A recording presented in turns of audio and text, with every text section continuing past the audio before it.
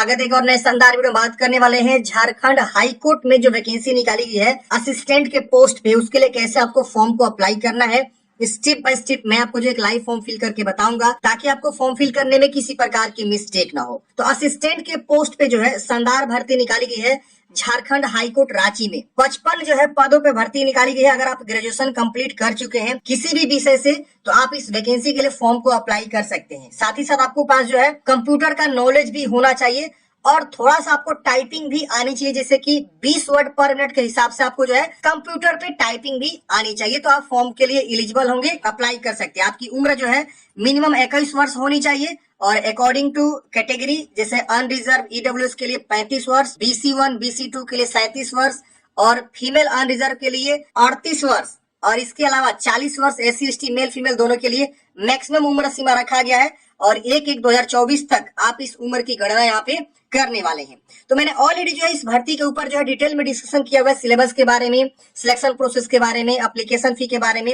अगर आप वो वीडियो नहीं देखे तो देख लीजिएगा, लिंक आपको डिस्क्रिप्शन बॉक्स में मिलेगा। हम इस वीडियो में स्पेशली बात करेंगे कैसे आपको फॉर्म को अप्लाई करना है। देखिए, फॉर्म भरने के लिए आपको सबसे पहले आना होगा झारखंड हाई कोर्ट की रिक्रूटमेंट वाले पेज पे। यहाँ पे आपको देखेंगे तो रिक्रूटमेंट वाले पेज पे यहाँ पे आपको अप्लाई लिंक मिलेगा, आप इस पे क्लिक करेंगे तो ये वाला पेज ओपन होगा और मैंने आपको डायरेक्ट लिंक भी डिस्क्रिप्शन बॉक्स में प्रोवाइड कर दिया है dshelpingforever.com की वेबसाइट का या इसका भी, तो आप क्लिक करके यहाँ पे आ जाएंगे। जैसे आप यहाँ पे आएंगे आपके सामने इस प्रकार से जो इंपोर्टेंट एंड नेसेसरी इंस्ट्रक्शन वगैरह आपको देखने को मिलेगा। आप इसे पढ़ना चाहते हैं तो पढ़ सकते हैं।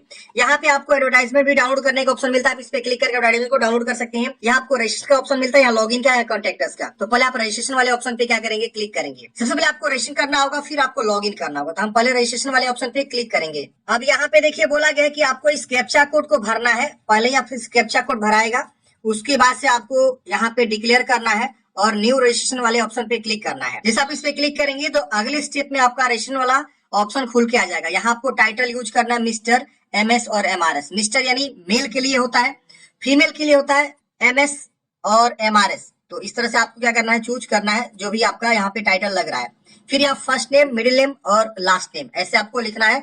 अगर आपका सिर्फ फर्स्ट नेम है तो सिर्फ फर्स्ट नेम ही आप यहाँ पे लिख सकते हैं और अगर आपका तीनों है फर्स्ट मिडिल लास्ट तो आप इस तरह से लिख सकते हैं। मान लीजिए आपका नाम दीपक है, दीपक कुमार ऐसे। मान लीजिए आपका दीपक कुमार सिंह है तो यहाँ आपको जो है दीपक और यहाँ कुमार लिख दीजिए, यहाँ सिंह लिख दीजिए ऐसे करके। तो ऐसे आपको क्या करना है, अपना जो है फर्स्ट मिडिल लास्ट नेम लिखना है। अगर सिर्फ आपका फर्स्ट नेम है तो सिर्फ फर्स्ट नेम ही आप यहाँ पे लिख दीजिएगा, बाकी मिडिल लास्ट लिखने की आवश्यकता नहीं है। अब यहाँ पे आपको जेंडर बताना है, मेल है कि फीमेल है, इस तरह से आपको बताना होगा। इसके बाद से आप सिंगल है कि मैरिड है, इस तरह से आपको बताना है, या विडो है। नेशनलिटी इंडियन रहेगा ऑलरेडी।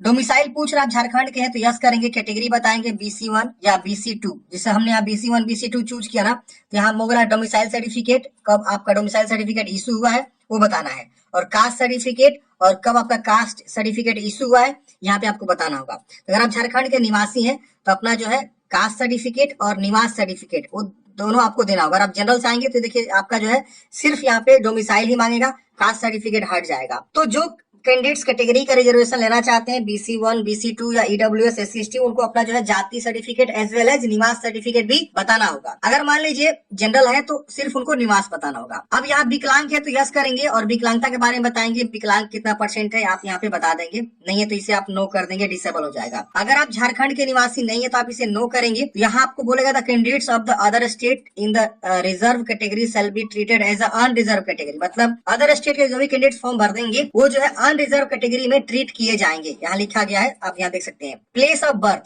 आपका जो है जन्म स्थान कहाँ है, तो गांव का नाम या जिला का नाम भी आप यहाँ लिख सकते हैं। और डेट ऑफ बर्थ आपका क्या है, फिर आपका एज ऑटोमेटिक यहाँ आ जाएगा। फिर फादर्स नेम, फिर मदर्स नेम, आधार नंबर, कंफर्म आधार नंबर, मतलब आधार नंबर को 2 बार लिखाना है। ईमेल आईडी को भी यहाँ पे 2 बार लिखना है। फिर मोबाइल नंबर को भी 2 बार लिखना है। पासवर्ड एक आपको बनानी है, पासवर्ड जैसा चाहे वैसा आप पासवर्ड बना सकते हैं। मैंने एग्जाम्पल को बताया, मान लीजिए आपका नाम राजू है तो RAJU@123 या RAJU@1990 1995 2001 ऐसे करके आप पासवर्ड को बनाएंगे, कंफर्म करेंगे। तो ऐसे आपको क्या करना है, रजिस्ट्रेशन को करना है। अगर झारखंड के निवासी हैं तो आपको अपना कैटेगरी जाति सर्टिफिकेट यहाँ पे आपको देना पड़ेगा। तो यहाँ पे आप क्या करेंगे, अपनी जानकारी को यहाँ पे दे देंगे, फिर यहाँ पे डिक्लेयर करके रजिस्टर नाउ पे क्लिक करेंगे। रजिस्टर करते ही फ्रेंड्स आपका रजिस्ट्रेशन सक्सेसफुली हो जाता है। यहाँ पे आपको एप्लीकेशन नंबर मिल जाता है, आप इसे नोट जरूर कर लेंगे। और यहाँ बोला जाता है कि आपके लॉगिन क्रेडेंशियल जो है आपके ईमेल आईडी पे भेज दिया गया है पासवर्ड के साथ।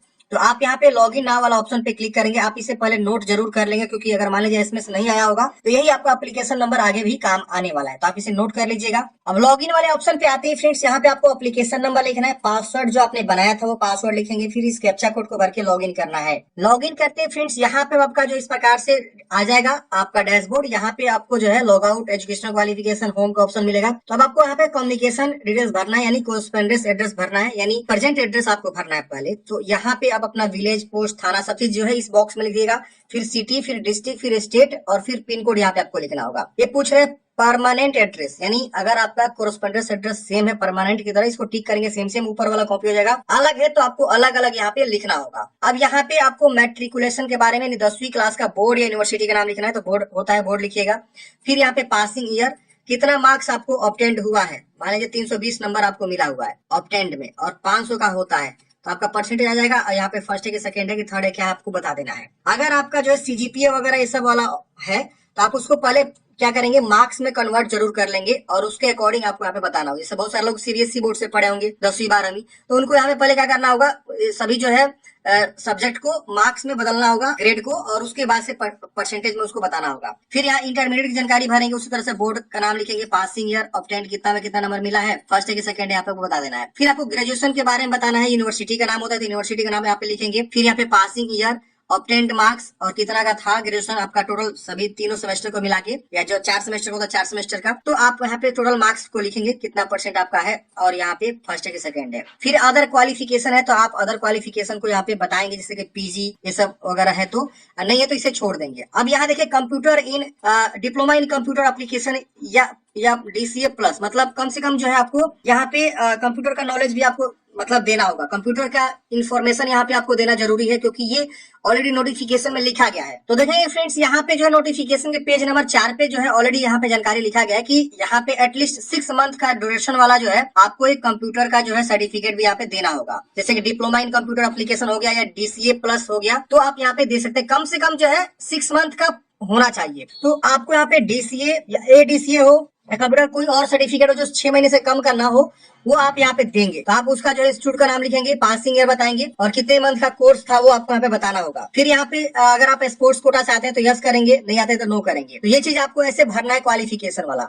आप पूछ रहे हैं whether presently serving any government institute या अंडरटेकिंग, अगर आप जो ऑलरेडी पहले से कहीं काम कर रहे हैं तो आप यहाँ पे यस करेंगे, नहीं कर रहे हैं तो नो करेंगे। फिर यहाँ पे आपको डिक्लेयर करना है और सेव एंड नेक्स्ट करना है। सेव एंड नेक्स्ट करते हैं अगले स्टेप में। अब आपको जो यहाँ पे फोटोग्राफ अपलोड करनी है, जो की लेटेस्ट फोटोग्राफ आपको यहाँ पे बोला गया। यहाँ पे आपको सिग्नेचर अपलोड करना है, जो की लेटेस्ट सिग्नेचर होना चाहिए। डोमिसाइल सर्टिफिकेट और कास्ट सर्टिफिकेट ये उनके लिए लगेगा जो झारखंड के निवासी हैं, BC1 BC2 SC ST EW से आते हैं। तो अगर आप झारखंड के जनरल कैटेगरी से आते हैं तो आपको जो सिर्फ डोमिसाइल यहाँ पे देना होगा। अगर आप अदर स्टेट से आते हैं तो आपको डोमिसाइल और कास्ट की सर्टिफिकेट यहाँ पे नहीं मांगा जाएगा। इसकी वजह से आपको 10वीं बोर्ड का जो है सर्टिफिकेट या मार्कशीट कोई एक आपको यहाँ पे देना होगा, या तो सर्टिफिकेट दे दीजिए या तो मार्कशीट दे दीजिए, जिसपे आपका डेट ऑफ बर्थ जो है प्रूफ के तौर पे लिखा हो, मतलब डेट ऑफ बर्थ उस पे लिखा हो। फिर आपको जो है डीसीए या एडीसीए का जो आपका कंप्यूटर सर्टिफिकेट है उसकी यहाँ पे जो है सर्टिफिकेट को आपको अटैच करना है। और यहाँ पे ग्रेजुएशन का जो है आपको सर्टिफिकेट, इक्विवेलेंट सर्टिफिकेट, प्रोविजनल भी अपलोड कर सकते हैं, ओरिजिनल भी अपलोड कर सकते हैं। जैसे बहुत सारे लोगों के पास जो है प्रोविजनल सर्टिफिकेट होता है, ओरिजिनल बाद में आता है, 6 महीने 1 साल बाद आता है। तो आपके पास सिर्फ प्रोविजनल है तो प्रोविजनल भी अपलोड कर सकते हैं, और ओरिजिनल आ गया तो ओरिजिनल भी आप अपलोड कर सकते हैं। तो ये आपको सर्टिफिकेट यहाँ पे अपलोड करना है ग्रेजुएशन का। अब देखिए यहाँ पे जो है फोटोग्राफ का साइज बोला गया, फोटोग्राफ एंड सिग्नेचर जो है आपका 50 से नीचे होना चाहिए, 10 से 50 KB के बीच होना चाहिए। बाकी के जो डॉक्यूमेंट्स है वो आपका जो है 100 से 200 KB के बीच होना चाहिए, जिसमें आपका देखिए यहाँ पे फाइल साइज दिया गया, आपको मैं दिखाना चाहूंगा नोटिफिकेशन में। देखिए JPG में ही अपलोड करना है, सिग्नेचर को भी और फोटोग्राफ को भी, और बाकी के जो सर्टिफिकेट है 100 से 200 KB के बीच रखना है। JPG फॉर्मेट में ही आपको यहाँ पे इसको भी अटैच करना है। तो हम क्या करेंगे, यहाँ पे चूज करेंगे, अपलोड पे क्लिक करेंगे, हमारा फोटोग्राफ यहाँ पे अपलोड हो जाएगा। इस तरह से सिग्नेचर को भी चूज करेंगे, अपलोड पे क्लिक करेंगे, हमारा अपलोड हो जाएगा। उसी तरह से डोमिसाइल सभी डॉक्यूमेंट्स को क्या करेंगे, चूज करके अपलोड पे क्लिक करना है, अपलोड होता चला जाएगा। फिर इसको डिक्लेयर करना है और यहाँ पे आपको प्रीव्यू सेव एंड नेक्स्ट करना है। यहाँ पे प्रीवियस यहाँ चला जाएगा, इसमें नहीं, सेव एंड नेक्स्ट वाले ऑप्शन पे क्लिक करना है। तो फ्रेंड्स यहाँ पे क्या हो रहा है ना कि डॉक्यूमेंट्स अपलोड करने में यहाँ पे जैसे हम फाइल चूज कर अपलोड पे क्लिक कर रहे हैं तो यहाँ पे इस प्रकार से जो है एरर आ रहा है, डिक्लाइन हो रहा है, मतलब डिनाइड हो रहा है, यानी ये कुछ ना कुछ गड़बड़ी चल रहा है अभी फॉर्म भरने में। तो अभी आप लोग यहाँ तक प्रोसेस करके छोड़ सकते हैं, और जैसे ही फोटोग्राफ वगैरह अपलोड होना स्टार्ट होगा, हम एक प्रॉपर वीडियो लेकर आ जाएंगे कैसे आपको फोटोग्राफ सिग्नेचर वगैरह अपलोड करना है। अब देखिए इसके बाद कुछ करना नहीं है, आपको डॉक्यूमेंट्स अपलोड करके जैसे आप सेव एंड नेक्स्ट करेंगे, आप आपका प्रीव्यू आएगा। प्रीव्यू को आप चेक करेंगे कि हाँ मेरा सारा जानकारी सही नहीं है, अगर उसमें कुछ भी गलती है तो सुधारेंगे, नहीं गलती है तो सीधे आपको जो है पेमेंट जमा करने का ऑप्शन आ जाएगा। आप पेमेंट को जमा करेंगे और उसके बाद से आपको जो है प्रिंट आउट निकाल के हार्ड कॉपी रख लेनी है। तो इसका लास्ट प्रोसेस जो है पेमेंट करना है डॉक्यूमेंट्स अपलोड करने के बाद से। तो अभी यहाँ पे एरर आ रहा है, आप लोग भी ट्राई कर सकते हैं, अगर सही हो जाता है तो आप कमेंट बॉक्स में बता सकते हैं यहाँ डॉक्यूमेंट्स अपलोड होना स्टार्ट हो गया है। तो एप्लीकेशन यहाँ एरर इस तरह से दिखा रहा है। अगर आपको और एरर आता है तो आप एक बार लॉग आउट करके भी लॉग इन कर सकते हैं, दोबारा आप ट्राई कर सकते हैं। अगर एरर आता है तो यहाँ पे आपको एप्लीकेशन नंबर जो आपने पासवर्ड बनाया था वो पासवर्ड कैप्चा कोड भर के लॉगिन आप कर सकते हैं। तो ऐसे करके फ्रेंड्स आपको क्या करना है ना, झारखंड उच्च न्यायालय में जो वैकेंसी निकाली गई असिस्टेंट के पोस्ट पे, ऐसे आपको फॉर्म को अप्लाई करना है। आपके मन में कोई भी डाउट या कमेंट है आप कमेंट बॉक्स में पूछिएगा, और वीडियो अच्छा लगे तो प्लीज लाइक करिएगा, अपने दोस्तों में जरूर शेयर करिएगा। मिलते हैं किसी नेक्स्ट वीडियो में।